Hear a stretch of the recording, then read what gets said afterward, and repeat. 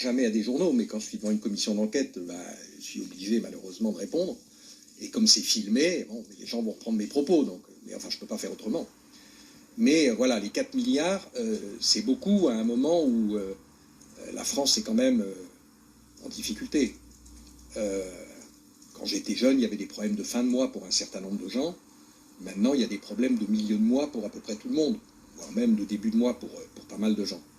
Donc évidemment, les 4 milliards, c'est beaucoup, beaucoup, beaucoup d'argent. Alors, milliards, on ne sait pas bien ce que c'est. Mais enfin, par exemple, moi qui suis très proche des agriculteurs et des paysans, parce que je viens d'une région où il y a des paysans et des pêcheurs, vous donneriez 1 000 € par mois aux 350 000 agriculteurs qui nous restent en France, ça vous ferait 350 millions x 12 égale 4 milliards.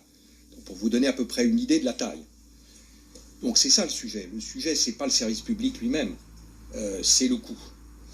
Et puisque vous me posez la question, je dois vous dire que j'ai connu un cas à peu près similaire qui était Canal.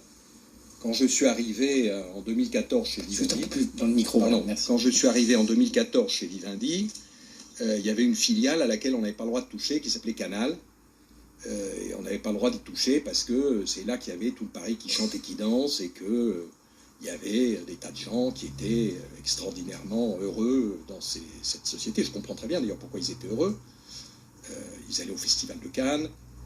Après, quand ils avaient fini le Festival de Cannes, ils allaient à un match de foot. Après, ils allaient à un match de rugby. Après, ils allaient à Washington pour des élections. Après, ils allaient à le circuit de Formule 1 en Allemagne ou au Japon. Enfin bref, c'était une vie absolument formidable. Mais ça perdait 400 millions ou 500 millions. Et moi, personnellement, n'ayant pas les poches profondes de l'État, je ne pouvais pas laisser Vivendi, c'était mon devoir fiduciaire de corriger cette affaire. Voilà, Canal existe toujours, même je l'ai dit tout à l'heure, Canal est beaucoup, beaucoup plus puissant qu'il n'était en 2014.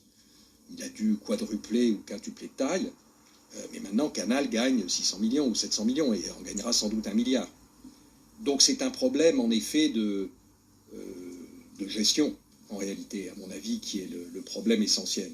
Pour résumer peut-être votre position, donc vous considérez qu'il faut, pour être sûr qu'on la comprenne bien ici, vous considérez qu'il faut un audiovisuel public, mais pas 4 milliards d'euros, parce que vous avez employé le mot perte, c'est pour être sûr, j'ai compris. Oui, la perte, c'est la qui coûte à l'État. Perte ou coûte à l'État, c'est pareil. Si vous recevez 4 milliards de l'État, c'est comme... voilà, c'est-à-dire si l'État ne vous les donnait pas, vous perdriez 4 milliards. Mais est-ce que vous considérez... Donc moi, moi, le service public me va très bien, je suis très content, mais il y a deux... dans les moments où on serre la ceinture, il faut savoir ce qu'on veut faire de l'argent. Et puisque vous m'interrogez, je vous dis, vous voyez, on parle du France Libre, là, ou de la France Libre, je ne sais pas, le nouveau porte-avions, qui va coûter 10 milliards, voilà, qui sera prêt dans 10 ans peut-être. En 10 ans, vous arrêtez de perdre de l'argent dans le service public,